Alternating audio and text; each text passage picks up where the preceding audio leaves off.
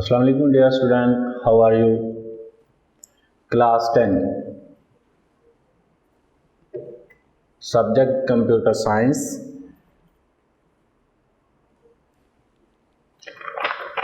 Lecture number 3 Unit 2. Student, पिछले lecture में last lecture में हमने जो टॉपिक क्लियर किए थे, जिस टॉपिक पे हमने बात की थी वो थी introduction to GW basic, modes of operations, writing programs in GW basic, structure of the basic program, character set of basics, reserve words, variables. ये टॉपिक पेज नंबर 13 से लेके 17 तक थे। आज हम जिस टॉपिक पे बात करेंगे, आज का जो हमारा लेक्चर नंबर 3 और यूनिट नंबर 2 है, आज के लेक्चर के जो टॉपिक हैं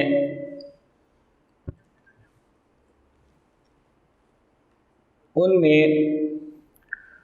पहला जो हमारा टॉपिक है article number 2.7.1 rules for naming variables in basics. Next हमारा टॉपिक है टाइप डिक्लेरेशन कैरेक्टर्स। नेक्स्ट हमारा टॉपिक है type of variables and next हमारा टॉपिक है कॉन्स्टेंट्स। और लास्ट जो हमारा टॉपिक है जो इस यूनिट में हम डिस्कस करेंगे वो है बेसिक कमांड्स। सबसे पहले हम बात करते हैं rules for naming variable. Rules for naming variable में कौन सी चीज़ें हैं जो हमें माइंड में रखना पड़ती हैं।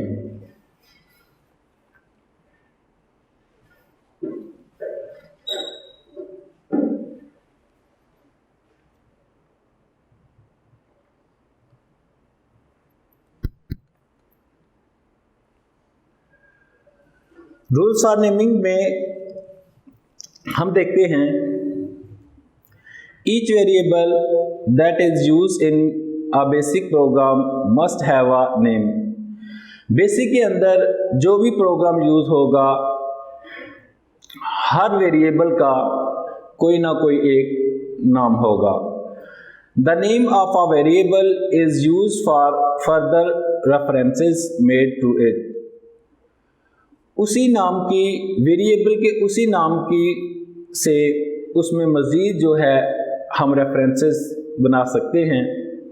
The value of variable is accessed bye it's name. जो वेरिएबल की वैल्यू होगी वो उसके नाम के ज़रिए एक्सेस की जा सकेगी।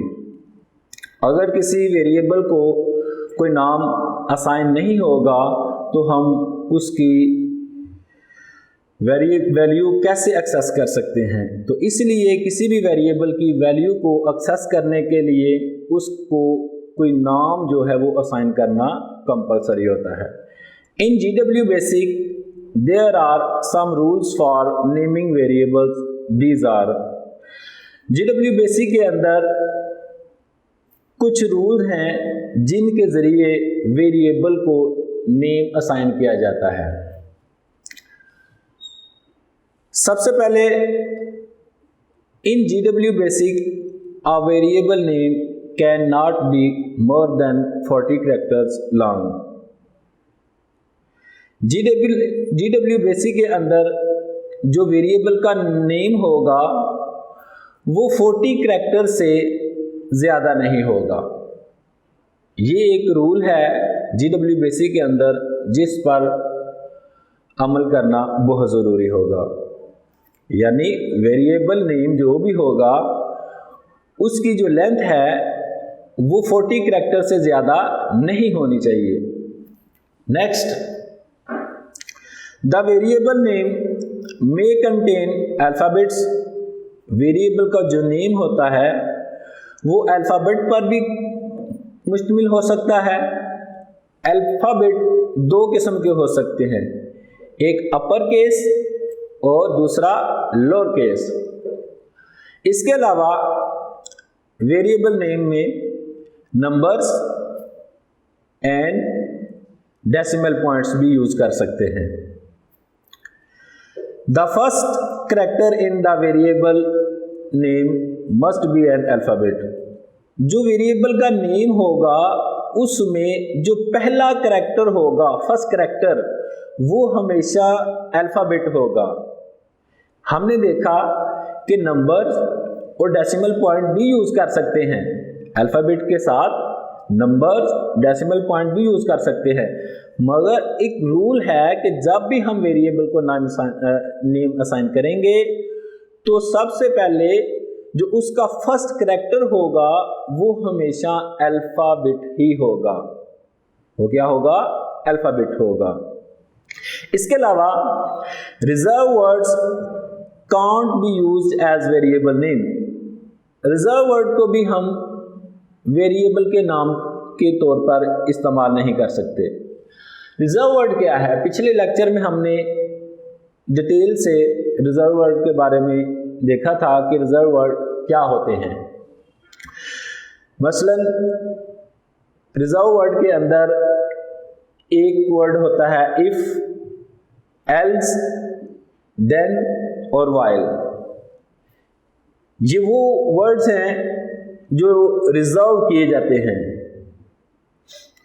और ये रिजर्व वर्ड जो होते हैं ये वेरिएबल के नेम के तौर पर भी इस्तेमाल नहीं किए जा सकते।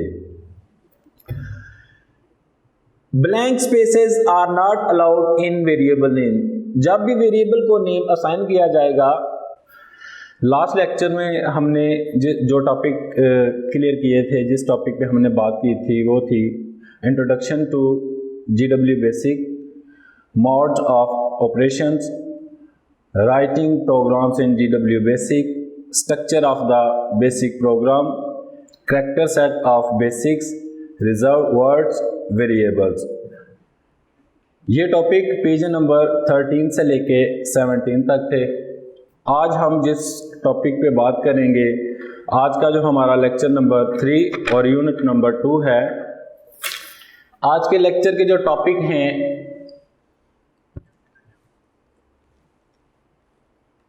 उनमें पहला जो हमारा टॉपिक है article number 2.7.1 rules for naming variables in basics. Next हमारा टॉपिक है टाइप डिक्लेरेशन कैरेक्टर्स। नेक्स्ट हमारा टॉपिक है type of variables and next हमारा टॉपिक है कॉन्स्टेंट्स। और लास्ट जो हमारा टॉपिक है जो इस यूनिट में हम डिस्कस करेंगे वो है बेसिक कमांड्स। सबसे पहले हम बात करते हैं rules for naming variable. Rules for naming variable में कौन सी चीज़ें हैं जो हमें माइंड में रखना पड़ती हैं।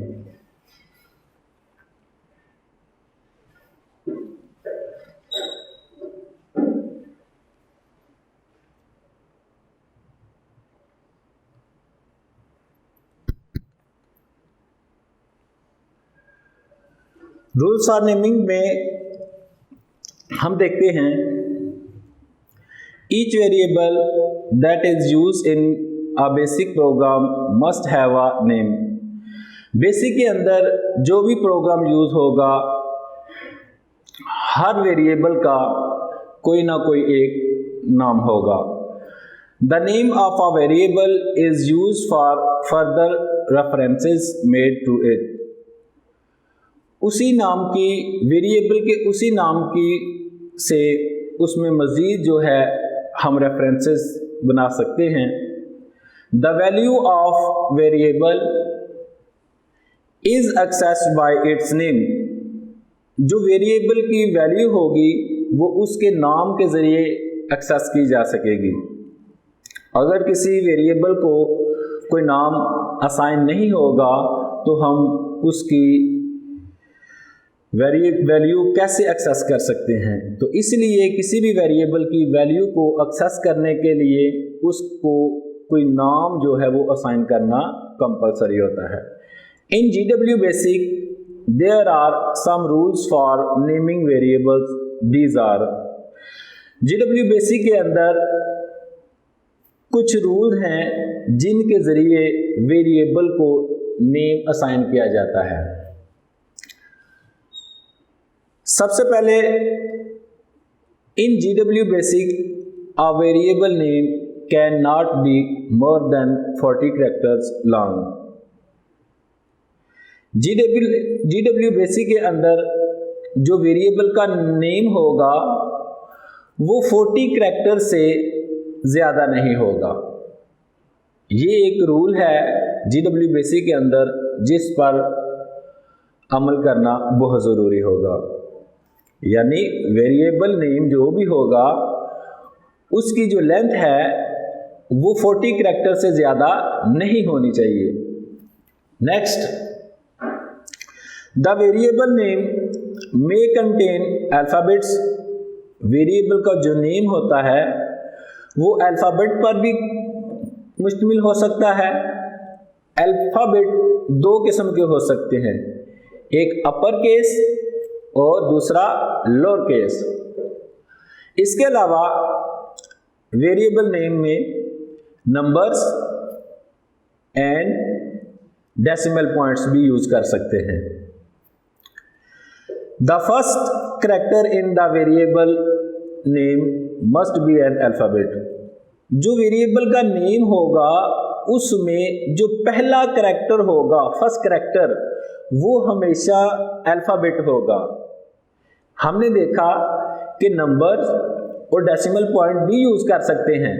अल्फ़ाबेट के साथ नंबर्स, डेसिमल पॉइंट भी यूज़ कर सकते हैं, मगर एक रूल है कि जब भी हम वेरिएबल को नेम असाइन करेंगे तो सबसे पहले जो उसका फर्स्ट करैक्टर होगा वो हमेशा अल्फ़ाबेट ही होगा। वो क्या होगा? अल्फ़ाबेट होगा। इसके अलावा reserve words can't be used as variable name. Reserve word को भी हम वेरिएबल के नाम के तौर पर इस्तेमाल नहीं कर सकते। रिजर्व वर्ड क्या है? पिछले लेक्चर में हमने डिटेल से रिजर्व वर्ड के बारे में देखा था कि रिजर्व वर्ड क्या होते हैं। मसलन रिजर्व वर्ड के अंदर एक वर्ड होता है इफ, एल्स, देन और वाइल। ये वो वर्ड्स हैं जो रिजर्व किए जाते हैं, और ये रिजर्व वर्ड जो होते हैं ये वेरिएबल के नेम के तौर पर भी इस्तेमाल नहीं किए जा सकते। Blank spaces are not allowed in variable name. जब भी वेरिएबल को नेम असाइन किया जाएगा तो ब्लैंक जो स्पेसेस होंगी वो उसकी इजाज़त नहीं होगी, उसकी परमिशन नहीं होगी। कोई ना कोई करैक्टर, डिजिट, नंबर या डेसिमल ज़रूर एंटर करना होगा। ब्लैंक स्पेसेस की ज़रूरत नहीं होगी और इसकी परमिशन नहीं होगी। However, the last character of a variable name may be a special type declaration character। जो लास्ट करैक्टर होगा उस वेरिएबल नेम का, वो स्पेशल किस्म के जो डिक्लेरेशन करैक्टर होते हैं, जो पिछले लेक्चर में हमने देखा था कि एक लंबी लिस्ट हमने देखी थी स्पेशल टाइप ऑफ डिक्लेरेशन जो करैक्टर थे, तो वो भी हो सकते हैं। द टाइप ऑफ वेरिएबल, जो कि वेरिएबल की टाइप होते हैं।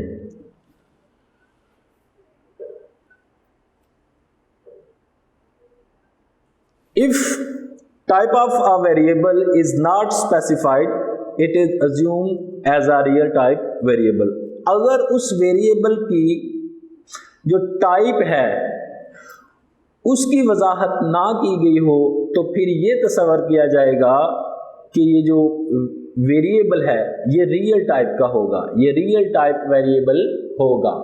अगर हम उसकी वजाहत कर दें फिर तो क्लियर है। जब हम किसी वेरिएबल की स्पेसिफिकेशन को वजाहत नहीं करेंगे, उसको स्पेसिफाई नहीं करेंगे, तो फिर ये समझा जाएगा कि वो जो वेरिएबल है वो रियल टाइप वेरिएबल है। नेक्स्ट हम बात करते हैं article number 2.7.2।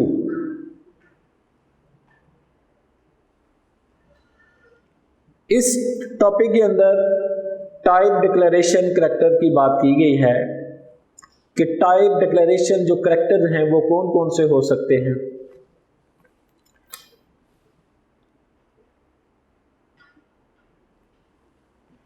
In GW basic type declaration characters represent the type of variables. ये जो टाइप डिक्लेरेशन करैक्टर है ये उस वेरिएबल की टाइप को रिप्रेजेंट करते हैं कि किस टाइप का वो वेरिएबल है। Following type declaration characters are recognized in GW basic. ये मदरजा झैल टाइप डिक्लेरेशन की एक लिस्ट है, एक टेबल में डिटेल से दिखाया गया है कि कौन से वेरिएबल कौन सी टाइप के हैं। ये करैक्टर हैं, ये टाइप ऑफ वेरिएबल है और इधर एक एग्जांपल भी दी गई है और फिर बताया गया है कि जो मेमोरी रिक्वायर्ड होती है। ज़ाहिर है जब भी हम कंप्यूटर के अंदर कुछ एंटर करते हैं, इनपुट करते हैं, तो वो कंप्यूटर के अंदर मेमोरी में कोई स्पेस ली जाती है, कुछ जगह वो इस्तेमाल करता है, वो यूज़ करता है। तो इसका मतलब है कि उसको कितनी मेमोरी रिक्वायर्ड है। सबसे पहले हम बात करते हैं जो करैक्टर है $। इसकी जो टाइप है वो है स्ट्रिंग वेरिएबल। ये $, क्या है? स्ट्रिंग वेरिएबल है। जब हम इसकी एग्जांपल को देखते हैं, सपोज करें अ नेम $, और इसके लिए जो मेमोरी की रिक्वायर्ड होगी वो स्ट्रेंथ होगी, स्ट्रिंग की लेंथ होगी, यानी कि वो जो स्ट्रिंग होगा, स्ट्रिंग वेरिएबल होगा, उसकी कितनी लेंथ है उसके अकॉर्डिंग होगी। नेक्स्ट करैक्टर है परसेंटेज। इसकी जो टाइप वेरिएबल है वो है इंटीजर वेरिएबल। इस वेरिएबल की जो टाइप है वो क्या है? Integer variable. इसकी मिसाल मार्क्स परसेंटेज में निकालते हैं। जो मेमोरी रिक्वायर्ड होती है इसके लिए वो 2 बाइट्स होती हैं। एक बाइट के अंदर 8 बिट्स होती हैं। ये आपको इस चीज़ का नॉलेज होगा कि एक बाइट के अंदर 8 बिट्स होती हैं, क्योंकि यहाँ पे 2 बाइट्स उसकी मेमोरी के तौर पर इस्तेमाल होते हैं। तो इंटीजर वेरिएबल 16 बिट्स को किस स्पेस लेते हैं, की जगह लेते हैं। नेक्स्ट है exclamation marks single precision variable. Average निकालने के लिए हम इस साइन को यूज करते हैं। जो मेमोरी लेगा ये 4 बाइट लेगा। जैसा कि हमने देखा कि एक बिट के अंदर, एक बाइट के अंदर 8 बिट्स होती हैं। एक बाइट के अंदर 8 बिट्स होती हैं, तो 4 को अगर 8 से मल्टीप्लाई किया जाए तो 32 बिट्स जो हैं वो इसके लिए रिक्वायर्ड है। हैश डबल प्रिसिशन वेरिएबल, इसकी एग्जांपल है एरिया। इसके लिए जो बाइट की ज़रूरत है, इसके लिए जो मेमोरी की रिक्वायर्ड है वो है 8 बाइट्स। नेक्स्ट हम बात करते हैं टाइप्स ऑफ वेरिएबल्स की, कि वेरिएबल की कितनी टाइप्स होती हैं जो बेसिक के अंदर यूज होती है। Normally there are 2 basic types of variable, कि वेरिएबल की 2 बुनियादी टाइप्स होती हैं। एक को कहते हैं न्यूमेरिक वेरिएबल्स और दूसरे स्ट्रिंग वेरिएबल्स होते हैं।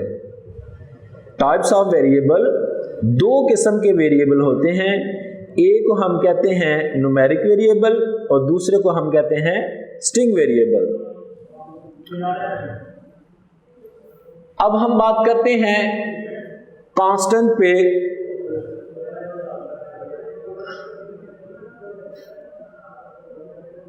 कि कांस्टेंट क्या होते हैं, ये कौन सी वैल्यू होती है। A constant is a quantity whose value can not be change. Constant कोई भी एक क्वांटिटी होती है जिसकी जो वैल्यू है वो चेंज नहीं होगी। वेरिएबल के लफ्ज़ से ही हमें समझ आ जाता है कि इस क्वांटिटी की जो वैल्यू है वो चेंज होगी। वेरिएबल यानी बदलने वाला। वेरिएबल की तो वैल्यू हम चेंज कर सकते हैं, मगर कांस्टेंट एक ऐसी क्वांटिटी है जिसकी वैल्यू हम चेंज नहीं कर सकते। Unlike a variable, the value stored in a constant can't be change during program execution. जब प्रोग्राम की एग्जीक्यूशन हो रही होती है तो फिर हम उस कांस्टेंट की वैल्यू को चेंज नहीं कर सकते, जबकि जो वेरिएबल है उसकी वैल्यू को हम चेंज कर सकते हैं प्रोग्राम की एग्जीक्यूशन के दौरान ही। कांस्टेंट में हम ऐसा नहीं कर सकते। In basic there are two types of constant, these are numeric constant and string constant. दो किस्म के कांस्टेंट होते हैं, एक को हम न्यूमेरिक कांस्टेंट कहते हैं और दूसरे को हम स्ट्रिंग कांस्टेंट कहते हैं।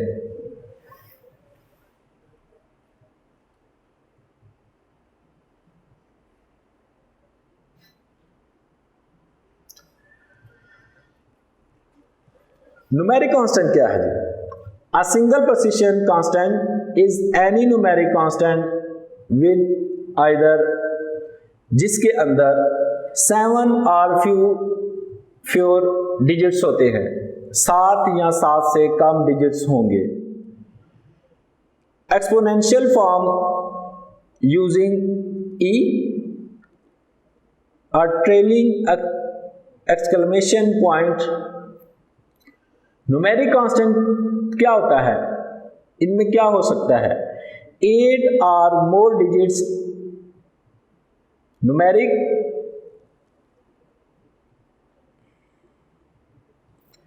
8 और मोर डिजिट्स इसके लिए रिक्वायर्ड होते हैं। एक्सपोनेंशियल फॉर्म के लिए डी यूज की जाती है और trailing number sign hash use किया जाता है। इसके लिए मजीद इसकी एग्जांपल हम देखते हैं।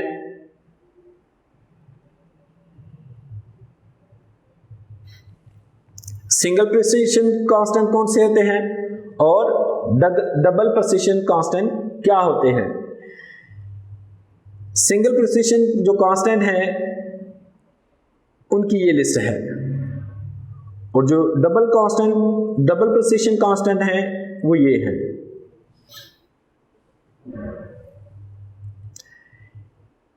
ये वो कांस्टेंट हैं जो सिंगल प्रिसिशन के तौर पर यूज होते हैं और ये वो कांस्टेंट हैं जो डबल प्रिसिशन के तौर पर यूज होते हैं।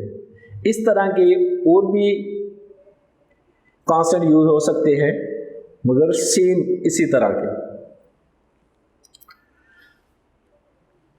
स्ट्रिंग कांस्टेंट क्या होते हैं? Article number 2.8.2 string constant. A string constant is the sequence of alphanumeric characters enclosed in double quotation marks। String constant एक सीक्वेंस होती है किसकी? अल्फान्यूमेरिक कैरेक्टर्स की, जो कि डबल कोटेशन के मार्क्स के अंदर क्लोज होते हैं। The maximum length of a string constant is 255 characters। String constant की जो ज़्यादा से ज़्यादा लेंथ हो सकती है वो 255 होती है, इससे ज़्यादा नहीं हो सकती। फॉर एग्जाम्पल, अब स्ट्रिंग कांस्टेंट की हम मुख्तलिफ एग्जाम्पल देख लेते हैं। एक वर्ड है लाहौर, ये स्ट्रिंग कांस्टेंट के तौर पर यूज होता है। 4900, ये वैल्यू चेंज हो सकती है, मतलब इस तरह की वैल्यू यूज हो सकती है। I love Pakistan, I live in Pakistan, Islamabad is the capital of Pakistan. ये वो वैल्यूज हैं जो स्ट्रिंग कांस्टेंट के तौर पर आप यूज कर सकते हैं। बेसिक कमांड्स, नेक्स्ट जो हमारा टॉपिक है वो है बेसिक कमांड्स। कमांड्स बहुत ही इंपॉर्टेंट है जीडब्ल्यू बेसिक में। हम जितना भी काम करते हैं, प्रोग्राम राइट करते हैं, डिफरेंट कमांड्स की मदद से हम प्रोग्राम को राइट करते हैं। हर कमांड का कोई मकसद होता है, उसका कोई ऑब्जेक्ट होता है। अब हम फर्दर हर एक कमांड को देखते हैं डिटेल से। Basic commands, here are some commonly use commands of basic language. Basic language में जो कॉमनली यूज होने वाली कमांड्स हैं, हम उन पे बात करने लगे हैं। Article number 2.9.1 auto command. पिछले लेक्चर में हमने कुछ प्रोग्राम लिखे थे, उसके अंदर हमने ऑटो कमांड का यूज भी किया था। ये किस लिए यूज करते हैं? This command automatically generates line number in an increasing order each time the enter की इज प्रेस्ड। प्रोग्राम के अंदर लाइन जो है वो जनरेट की जाती हैं, हर बार एंटर को प्रेस किया जाता है और नेक्स्ट लाइन शुरू हो जाती है। हर लाइन को कोई नंबर भी असाइन होता है, वो नेक्स्ट हम देखते हैं कि लाइन को कौन सा नंबर, किस रेंज का नंबर जो है वो असाइन होता है। इसका सिंटैक्स है ऑटो, वो लाइन नंबर, उसका इंक्रीमेंट, ऑटो और उसका इंक्रीमेंट। ये दो सिंटैक्स हैं जिसके जरिए हम ऑटो कमांड को यूज कर सकते हैं। अब हम ऑटो कमांड की जो एग्जाम्पल है उन पे बात करते हैं और समझने की कोशिश करते हैं कि प्रोग्राम के अंदर ऑटो कमांड को हम कैसे यूज कर सकते हैं। सबसे पहले देखिए, कमांड लिखी है auto 100, 20 generates line number 100, 120, 140 and so on. इसका मतलब ये है कि जो लाइन का नंबर है वो है 100। अब इसमें जो इंक्रीमेंट होगा वो 20 का होगा। अब नेक्स्ट जो लाइन आएगी, ये देखिए पहली लाइन क्या है 100 की, नेक्स्ट लाइन क्या है 120 और नेक्स्ट उसके बाद कौन सी लाइन है 140। यानी कि ये लाइन नंबर है और ये उसका इंक्रीमेंट है। ऑटो, अगर हम सिंपल ऑटो टाइप करते हैं, इसका क्या मतलब है? Generates line numbers 10, 20, 30, 40 and so on. जब हम सिंपल ऑटो प्रोग्राम के अंदर टाइप करते हैं तो इसका मतलब है जो हमारी लाइन नंबर है वो 10 से स्टार्ट होगी और 10 का ही इंक्रीमेंट होगा। ये ऊपर वाली एग्जांपल में हमने क्या देखा, लाइन 200 से स्टार्ट हो रही है मगर उसमें इंक्रीमेंट क्या है 20 का। जब हम सिंपली ऑटो टाइप करेंगे तो इसका मतलब है कि जो लाइन है वो 100 से स्टार्ट होगी और उसमें जो इंक्रीमेंट होगा वो भी 10 का होगा। लाइन जो है 10 से स्टार्ट होगी और उसका जो इंक्रीमेंट है वो भी 10 का होगा, यानी 10 के बाद 20, 20 के बाद 30, 30 के बाद 40 and so on. Auto 50 generates line number starting from the line number specified in the list in the last auto command with the increment of 50। जो लास्ट हमारी लाइन होती है वहीं से ही जो हमारा इंक्रीमेंट वो हम स्टार्ट करेंगे।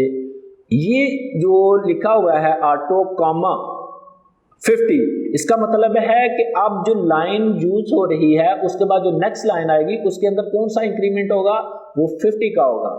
50 का इंक्रीमेंट करके तो नेक्स्ट लाइन जो है वो रिप्रेजेंट होगी।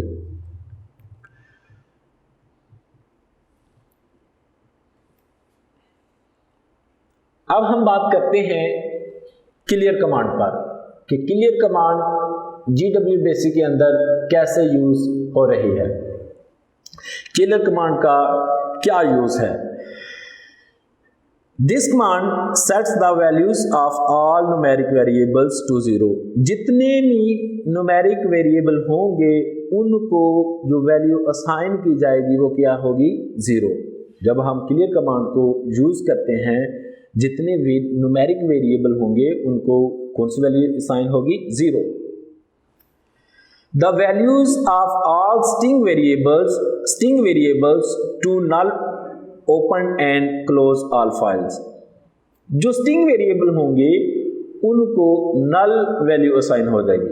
इसका सिंटैक्स देखें, क्लियर एग्जांपल। ये जो बॉक्स के अंदर एक एग्जांपल दिखाई गई है, ये इसी की एग्जांपल है। ये क्लियर कमांड यूज हुई है।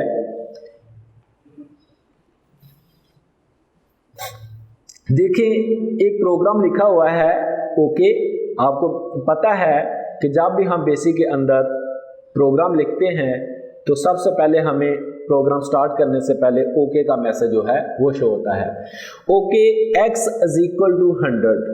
ओके, इसका मतलब है कि वेरिएबल जो x है इसको वैल्यू असाइन हुई है 50। अब हम नेक्स्ट जो कमांड देते हैं प्रिंट x, कि जो x की वैल्यू है उसको प्रिंट कर दो। ठीक है, जब हमने कमांड दी तो इसकी वैल्यू हमें प्रिंट में होगी, मिल गई है 100। ओके का मैसेज आ गया। अगर हम क्लियर की कमांड यूज करते हैं तो देखिए जो प्रिंट x है उसकी जो वैल्यू हमें मिली थी 100। जैसा कि उसने बताया है कि न्यूमेरिक जो वेरिएबल होंगी वो 0 हो जाएंगी। तो इधर x की जो वैल्यू हमें मिली है 100, वो देखें वो 0 हो गई है। उसको उसने क्या किया, 0 कर दिया। तो ये इसकी वैल्यू 0 हो गया और ओके का मैसेज शो हो गया। नेक्स्ट जो हमारी कमांड है वो है CLS clear screen. Article 2.9.3 CLS command, this command is used to clear the screen.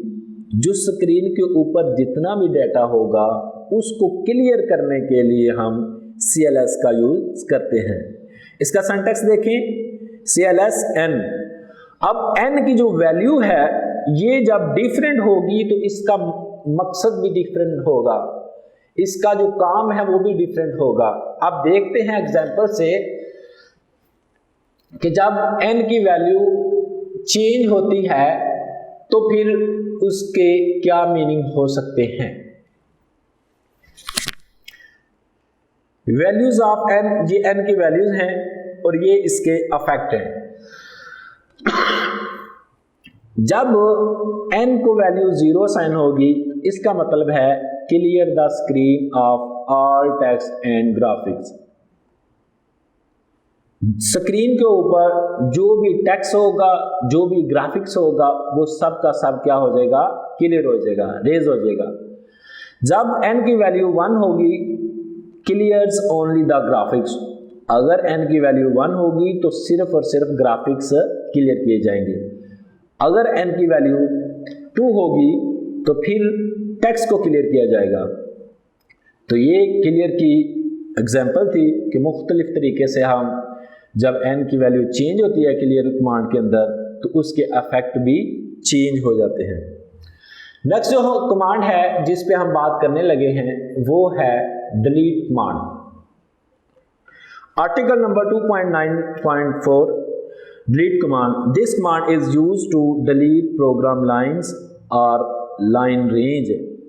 Programme की लाइन को या उसकी लाइन की रेंज को, line range of loaded program, जो प्रोग्राम लोड होता है उसकी लाइन को या उसकी लाइन की रेंज को क्या करता है, डिलीट करता है। इसका सिंटैक्स देखें, डिलीट लाइन नंबर यानी कि किस लाइन से किस लाइन तक, लाइन नंबर किस लाइन से लेके कहां तक, ये इसकी एग्जांपल है। देखते हैं, डिलीट 70, इसका मतलब ये है डिलीट लाइन नंबर 70 कि जो 70 वाली लाइन नंबर है उसको डिलीट कर दिया जाए। डिलीट 50 टू 150, इसका मतलब है डिलीट लाइंस 50 थ्रू 150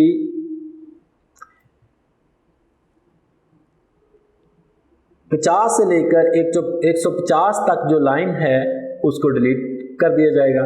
डिलीट 80, इसमें ये बताया गया है कि delete all lines from starting up to including line 80। ये रेंज बताई गई है कि पहली लाइन से स्टार्ट अप, पहली लाइन से लेकर लाइन नंबर 80 तक जितनी भी लाइन होंगी उनको डिलीट कर दिया जाए। नेक्स्ट देखें example, delete 120, delete all lines from line number 120 to the end. इसका मतलब यह है कि 120 से जो लाइन शुरू हो रही है वहां से लेकर लास्ट लाइन तक जितनी भी लाइन है उनको डिलीट कर दिया जाए।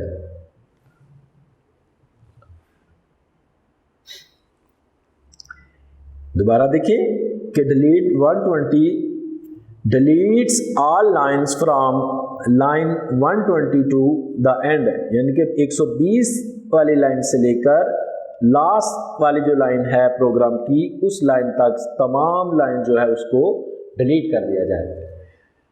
एडिट कमांड, नेक्स्ट जो कमांड है जिस पे हम बात करने लगे हैं वो है edit command. Article number 2.9.5 edit command. This command is used to modify a program line. जो प्रोग्राम की लाइन है उसमें आप मॉडिफिकेशन कर सकते हैं अपनी ज़रूरत के मुताबिक। इसका सिंटैक्स देखें, एडिट वो लाइन नंबर या सिंपली एडिट डॉट। एग्जाम्पल से हम देखते हैं कि ये कैसे वर्क करती है। एडिट 140, इसका मतलब ये है displays program line number 140 for editing. Program की जो 140 वाली लाइन है उसको डिस्प्ले किया जाए ताकि उसके अंदर मजीद एडिटिंग की जा सके। Edit dot display the current program line for editing. जो प्रोग्राम की करंट लाइन होगी उसको डिस्प्ले किया जाए ताकि उसके अंदर एडिटिंग की जाए।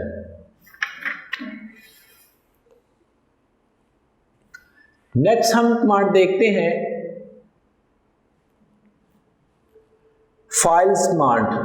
आर्टिकल नंबर 2.9.6 लिस्ट कमांड की जो एग्जांपल है वो देखते हैं स्टूडेंट। जब हम सिंपली लिस्ट टाइप करेंगे इसका मतलब ये है list all lines in the program. Program के अंदर जितनी भी लाइंस हैं उन तमाम लाइन की जो लिस्ट है वो आपको शो होगी, वो आपको मिल जाएगी। List 20 list line of the programs up to the line 20।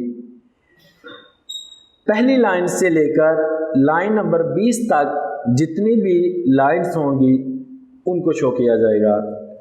List 10 to 20 list lines from 10 through 20। And next देखें list 20 list lines 20 through the end of the program. 20 से लेके आखिरी लाइन जो प्रोग्राम की वहां तक आपको उसकी जो लिस्ट है वो मिल जाएगी।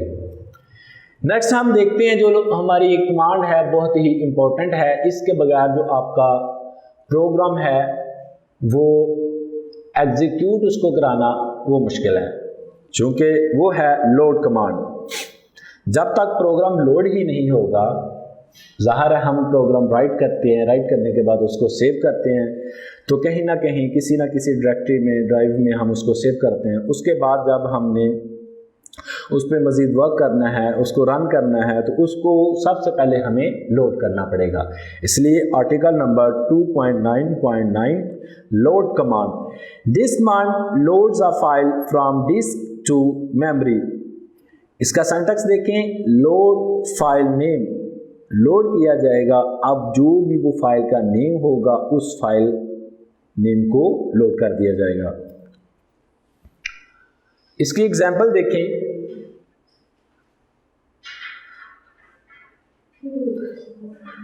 एग्जांपल्स, लोड d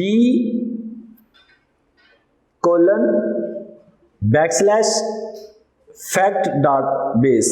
इसका मतलब ये है लोड्स किया जाए file named fact dot base from D drive. Drive D के अंदर इस नेम की जो फाइल है उसको लोड किया जाए। जब वो लोड होगी तो उस पे मज़ीद जो हम काम कर सकते हैं, उसमें एडिट कर सकते हैं, उसको रन कर सकते हैं। Load d :fact dot base loads and execute the file fact dot base from D drive में से fact dot base के नेम वाली जो फाइल है उसको लोड भी किया जाए और एग्जीक्यूट भी किया जाए। ये जो R है इसका मतलब है जब भी इस लोड कमांड के साथ R लिखा जाएगा इसका मतलब ये है कि लोड करने के बाद उस फाइल को एग्जीक्यूट किया जाए। पहले वाले एग्जाम्पल में देखें R का यूज़ नहीं हुआ, तो उसमें ये बताया गया है कि सिर्फ उस फाइल को आप लोड करें जिस भी ड्राइव में है। इसमें इस कमांड में लोड की कमांड के साथ ये R यूज़ हुआ है। इसका मतलब ये है कि उस प्रोग्राम को लोड करने के बाद एग्जीक्यूट भी किया जाए।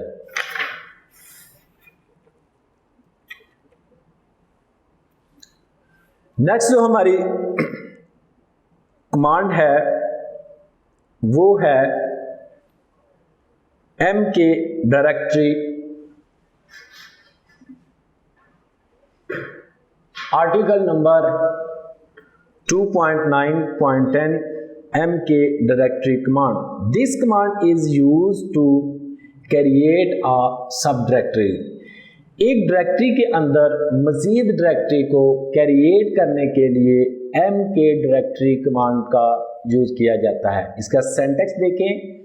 mk डायरेक्टरी पाथ नेम, किस पाथ पे उसका नेम देंगे, कहाँ पे आप उसकी सब डायरेक्टरी जो है वो क्रिएट करना चाहते हैं। एग्जाम्पल देखें। mk डायरेक्टरी डी ड्राइव के अंदर :goods/इन्वेंट्री। इसका मतलब यह है कि डी ड्राइव के अंदर गुड्स वाली फाइल की मजीद जो है सब डायरेक्टरी इन्वेंट्री के नाम से क्रिएट की जाए। Creates the sub directory inventory with in the directory of goods. D drive के अंदर जो डायरेक्टरी गुड्स है उसके अंदर मजीद जो उसकी सब डायरेक्टरी इन्वेंट्री है उसको क्रिएट किया जाए। mk डायरेक्टरी की मदद से हम एक डायरेक्टरी के अंदर मजीद सब डायरेक्टरी क्रिएट कर सकते हैं। नेक्स्ट कमांड देखिए।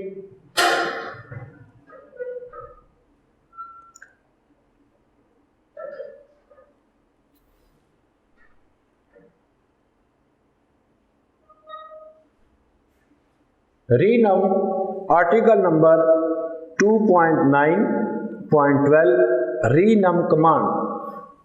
रीनम कमांड किस लिए यूज होती है? This command is use to renumber the program line. किसी भी प्रोग्राम की लाइन को रीनंबर करने के लिए, रीनेम करने के लिए, उसको दोबारा नंबर देने के लिए रीनम कमांड का यूज किया जाता है। सिंटैक्स देखें। Renum new number, old number, increment. आपको पता है कि जब भी हम GW बेसिक के अंदर प्रोग्राम लिखते हैं तो वो किसी लाइन नंबर से स्टार्ट होता है, फिर उसके अंदर कोई ना कोई इंक्रीमेंट होता है।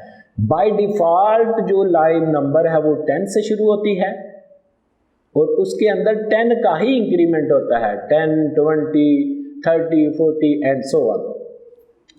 तो यहाँ पर जिस लाइन को भी हम रीनंबर करना चाहते हैं उसका न्यू नंबर लिखेंगे, फिर उसका अपना वो लाइन का नंबर लिखेंगे, उसमें इंक्रीमेंट हम कौन सा डालना चाहते हैं वो लिखेंगे। इसकी एग्जाम्पल से समझते हैं इसको कि किस तरीके से हम ये काम कर सकते हैं। ये एग्जाम्पल है इसकी, रीनम। अगर सिंपली रीनम लिखा हो तो क्या मतलब है, assign new number to the whole program. Simply अगर प्रोग्राम के अंदर आप रीनम लिखते हैं, इसका मतलब है तमाम प्रोग्राम को असाइन किया जाए न्यू नंबर। प्रोग्राम की तमाम जो लाइनें हैं उसको न्यू नंबर असाइन किया जाए। नेक्स्ट कमांड में देखें, रीनम 80, 30। इसका मतलब ये है कि assign new numbers to the whole program starting from the line 80 with the increment of 30 in line number. जो लाइन नंबर 80 से स्टार्ट हो रही हैं वहां से लेकर आगे जितनी भी लाइन है उनको री नंबर किया जाए, मगर इसमें जो इंक्रीमेंट होगा वो 30 का होगा। ये तो लाइन नंबर हो गया, मगर ये क्या होगा, इंक्रीमेंट। जैसा कि हमने उसके सिंटैक्स में देखा कि पहले लाइन नंबर होता है फिर उसका इंक्रीमेंट भी होता है। रीनम लाइन 150, 70 एंड 50। इसका क्या मतलब है, इसका मतलब ये है assign new number to line from 70 to the end program such that the new sequence will start from 150। जो लाइन को नंबर असाइन होगा वो 70 से शुरू होगा और स्टार्ट होगी 150। लाइन 70 विल बी री नंबर्ड, लाइन 70 को री नंबर किया जाएगा टू 150 से, एंड एन इंक्रीमेंट, जो उसमें इंक्रीमेंट यूज होगा वो 50 का होगा, is made for each next line. जो हर नेक्स्ट लाइन जो अगली लाइन होगी उसके अंदर इंक्रीमेंट 50 का करके अगली लाइन लिखी जाएगी। नेक्स्ट जो हमारी कमांड है वो है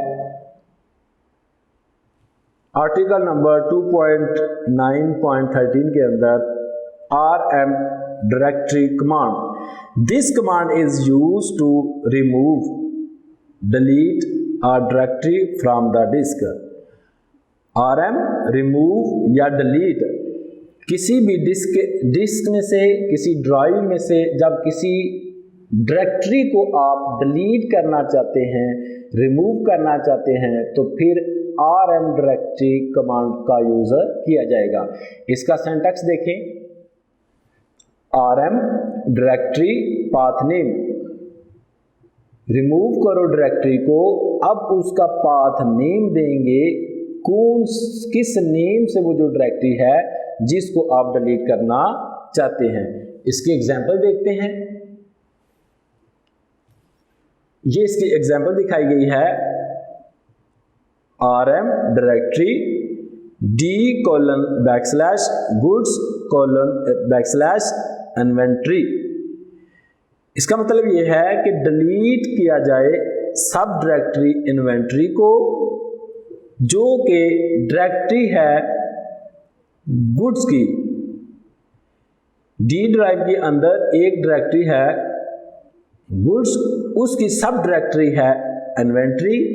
आप सब डायरेक्टरी इन्वेंट्री को डिलीट करना चाहते हैं डी ड्राइव के अंदर, तो फिर ये कमांड इस तरीके से यूज की जाएगी।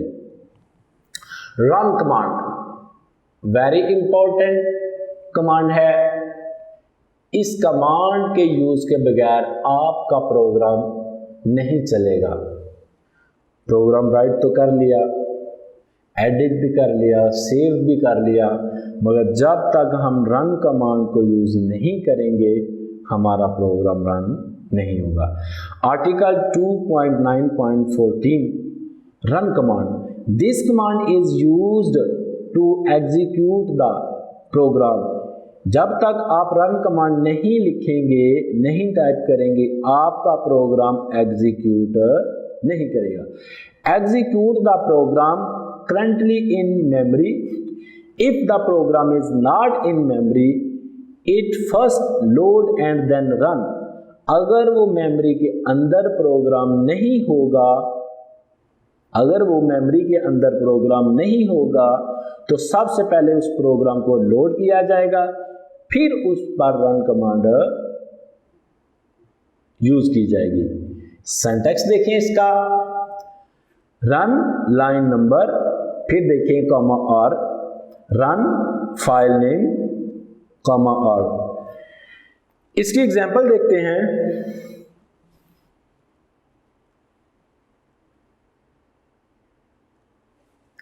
Run command table dot base, table dot base के नाम से जो फाइल है उसको रन करना है और एग्जीक्यूट भी करना है।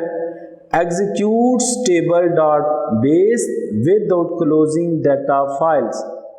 जो डाटा फाइल को क्लोज किए बगैर इस फाइल को एग्जीक्यूट किया जाए। If you are using the speaker on the computer please note that executing the run command will turn off any sound that is currently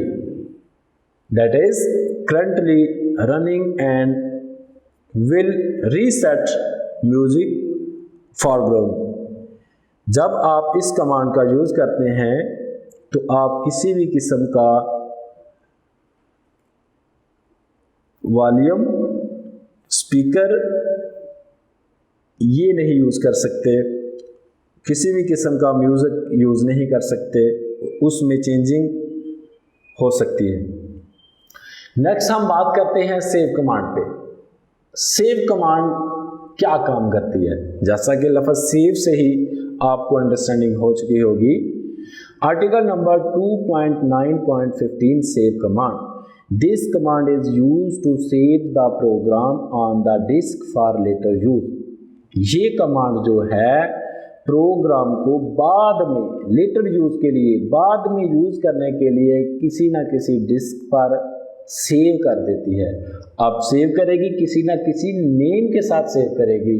syntax देखते हैं। सेव कमांड उस फाइल का name, A save command file name, P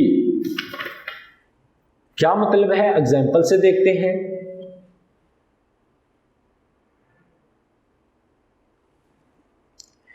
save matrix dot base A, save the file matrix dot base in ASCII format. जब आप ए को use करेंगे तो इसका मतलब ये है कि ASCII फॉर्मेट के अंदर आपकी जो फाइल है वो सेव होगी।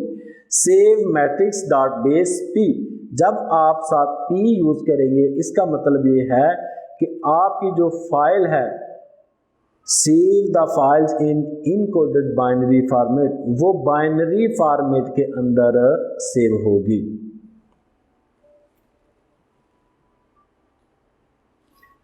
नेक्स्ट हम बात करते हैं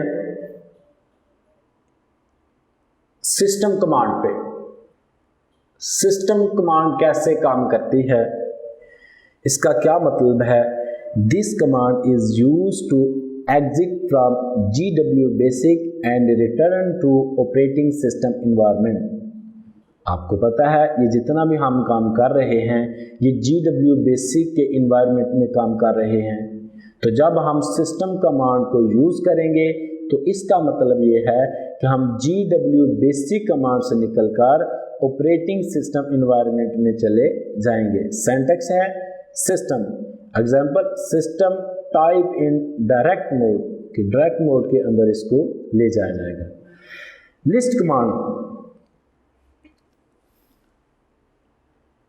नेक्स्ट हमारी जो कमांड है वो है list command. This command is used to list all or part of the program currently in memory to the printer. जो प्रिंटर की मेमोरी के अंदर मौजूदा प्रोग्राम है उसको उसके पार्ट या तमाम लिस्ट को यूज़ किया जाएगा। इसका सिंटैक्स देखें, लिस्ट लाइन नंबर से लेकर line number. GW basic always return to command level after list is executed. The line range option for list are the same as the list. ये L list भी L list की simple list की तरह ही काम करती है।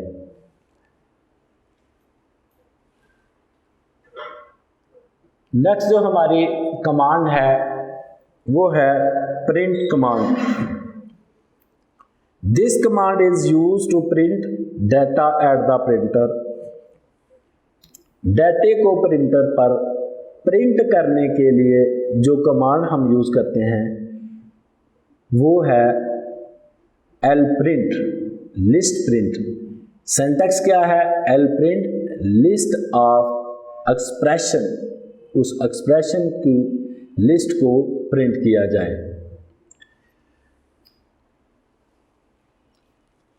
आज के इस लेक्चर में, लेक्चर नंबर 3 में, जो कि यूनिट नंबर 2 का था, हमने जो टॉपिक्स कवर किए हैं वो पेज नंबर 17 से लेकर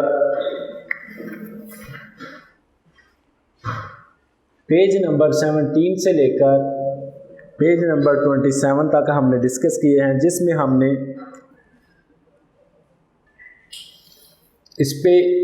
इस लेक्चर की समरी देखें, जिस पे हमने बात की rules for naming variable in basics, कि बेसिक के अंदर वेरिएबल को कैसे नेम असाइन किया जाता है। टाइप, डिक्लेरेशन, करैक्टर की जो डिक्लेरेशन है वो किस टाइप से होती है। टाइप्स ऑफ वेरिएबल्स, वेरिएबल की कौन कौन सी टाइप हैं। फिर हमने कांस्टेंट पे बात की। लास्ट पे हमने बात की बेसिक कमांड्स में। मुख्तलिफ कमांड को हमने एक एक करके देखा और उसकी एग्जाम्पल की मदद से हमने समझा कि बेसिक GW बेसिक के अंदर ये मुख्तलिफ कमांड कैसे वर्क करती हैं। हर कमांड का एक अपना ऑब्जेक्ट होता है और किस तरीके से वो वर्क करती है। आज का लेक्चर यहाँ पे ख़त्म होता है। नेक्स्ट लेक्चर के लिए अल्लाह हाफिज़। वीडियो पसंद आई तो लाइक करें, अपनी राय कमेंट करें। ऐसे ही मजीद वीडियोस के लिए हमारा चैनल सब्सक्राइब करें और बेल का आइकन दबाएं ताकि आपको हर वीडियो का नोटिफिकेशन मिलता रहे।